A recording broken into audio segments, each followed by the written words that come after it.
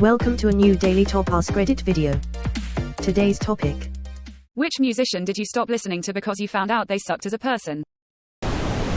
Chris Brown. I will never stop bashing that man. Brown was driving a vehicle with Robin F. as the front passenger on an unknown street in Los Angeles. Robin F. picked up Brown's cellular phone and observed a 3-page text message from a woman who Brown had a previous sexual relationship with. A verbal argument ensued and Brown pulled the vehicle over on an unknown street, reached over Robin F. with his right hand, opened the car door and attempted to force her out.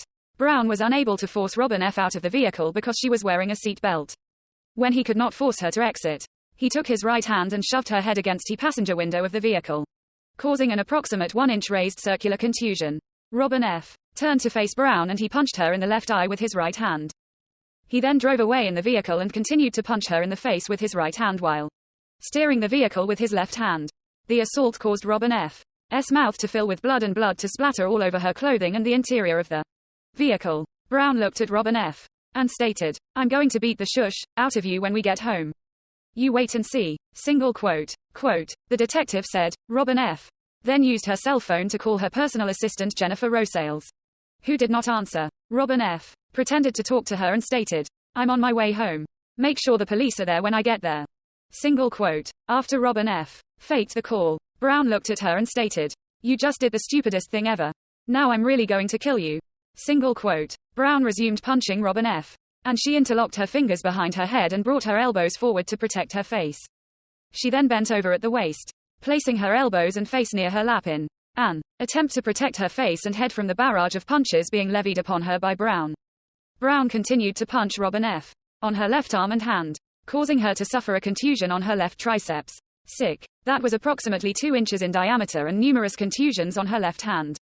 Robin F. then attempted to send a text message to her other personal assistant, Melissa Ford. Brown snatched the cellular telephone out of her hand and threw it out of the window onto an unknown street. Brown continued driving and Robin F. observed his cellular telephone sitting in his lap. She picked up the cellular telephone with her left hand and before she could make a call he placed her in a headlock with his right hand and continued to drive the vehicle with his left hand. Brown pulled Robin F. close to him and bit her on her left ear. She was able to feel the vehicle swerving from right to left as Brown sped away. He stopped the vehicle in front of 333 North June Street and Robin F. turned off the car, removed the key from the ignition and sat on it. Brown did not know what she did with the key and began punching her in the face and arms. He then placed her in a headlock, positioning the front of her throat between his bicep and forearm. Brown began applying pressure to Robin F.'s left and right carotid arteries, causing her to be unable to breathe and she began to lose consciousness. She reached up with her left hand and began attempting to gouge his eyes in an attempt to free herself. Brown bit her left ring and middle fingers and then released her. While Brown continued to punch her, she turned around and placed her back against the passenger door.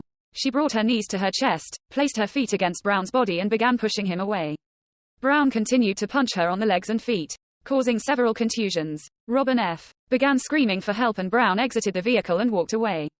A resident in the neighborhood heard Robin F.'s plea for help and called 911, causing a police response. An investigation was conducted and Robin F. was issued a domestic violence emergency protective order. Quote, Robin F. is Rihanna for those that are unaware. R. Kelly. There are ongoing efforts to get the royalties from his work to go towards paying restitution to his victims. There was an order last year paying victims $500,000 of royalties. And I think there are several more victims who are going after millions more as well. So at least there's that. How you gonna write a song about peeing on somebody? How you gonna write a song about peeing on people? Tears of joy. Even worse, he produced an Aaliyah track called Age Ain't Nothing But a Number. I used to love 30 Seconds to Mars, but Jared Leto ruined it. Also, their music sucks ass now. They had a few years when they were popular and making some really interesting stuff in the heavy emo rock genre, but anything I've tried to listen to over the last 10 years has made me switch it off after the first 20 seconds. Trash. 20 Seconds to Trash. Lost Prophets. Which really sucks because Start Something was an amazing album at the time. It was a big part of me growing up. I still get Last Train Home stuck in my head from time to time. But I will never listen to them again. Also, I hope the singer rots in prison forever. I also get Last Train Home pop into my head on occasion and then I get sad, angry, and Rooftops. Had some good times screaming my heart out. I really feel for the other guys in the band. Touring drummer, music prodigy Ilan Rubin seems to be doing well after his time in Lost Prophets now. Works with NIN. Got inducted into the R&R Hof with them, I think. and currently the drummer and co-writer for Angels and Airwaves. I did briefly, until I recently read stories in another thread from women who'd had interactions with Ian and the band, backstage and elsewhere, and it seems like they were very well aware that he was creeping on obviously underage girls. Maybe they didn't know the extent and the extremely young ages of his victims and planned victims. But there's no way they were completely in the dark that he was a nonce. As of recently, I can't listen to a Lizzo song without thinking about the workplace allegations. She also said at one point that Chris Brown was her favorite person. So disappointing. I was scrolling until I found Lizzo. Why couldn't she just be as nice a person as she is in the songs? Why'd she have to ruin it? Why Lizzo great till she got to be great? Don't sell your image on being a good, positive person. There's so much room to fall. How about don't be a sexual monster LMAO? Kanye. Once he started praising Hitler, yeah. That was it. Deleted all of his music from my phone immediately.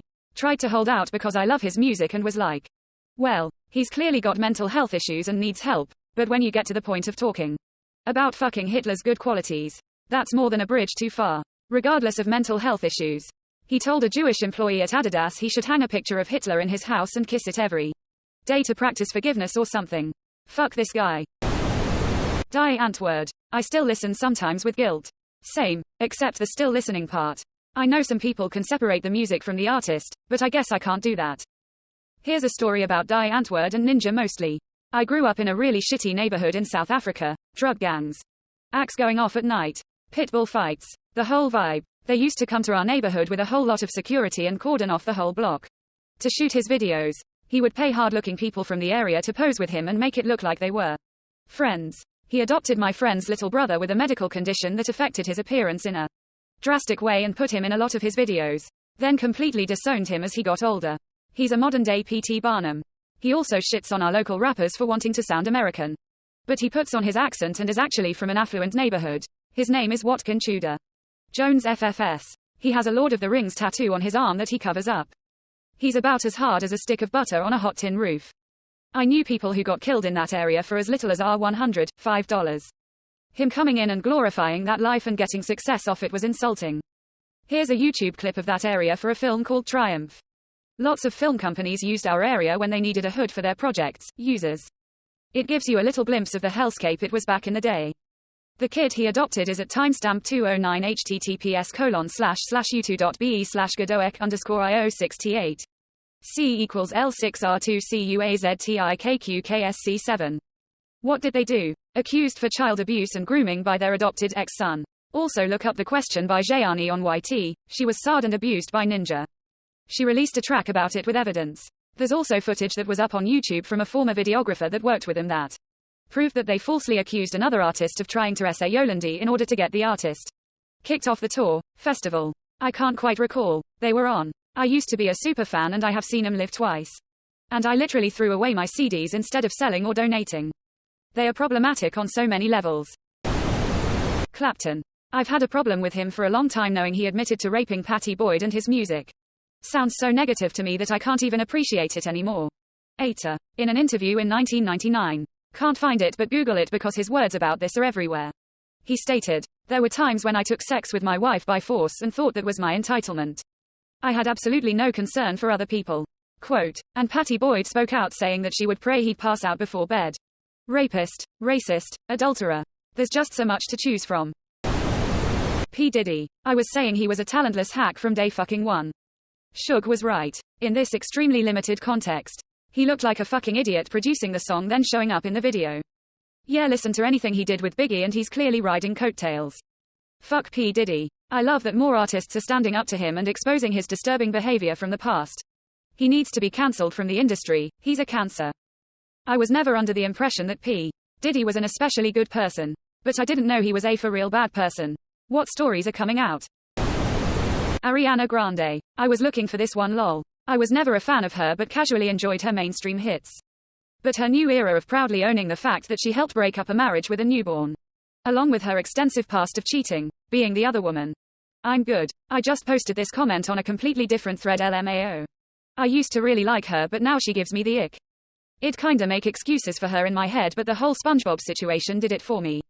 Like after the 5th or 6th time being accused of homewrecking you're just a shit person. A lot of people say, well it's the man's fault. Okay yeah and, question mark. No one is denying that. There's still clearly a pattern where she goes for the challenge, gets bored and then moves on, leaving other women devastated behind her. Horrible, shitty thing to do. This is also the eighth time she's publicly home-wrecked a relationship. Of course the man is more at fault, but it's a real and vile pattern of hers. She tried to tell everyone when she dropped, break up with your girlfriend, I'm bored. Quote. The whole, yes, and single quote, release blew my mind. What's scary is her fan base is young and impressionable and are brigading for her lack of morals. Plus she licked the donuts. Never forget, this was the first time I decided I didn't like her. Everything after was just a cherry on top.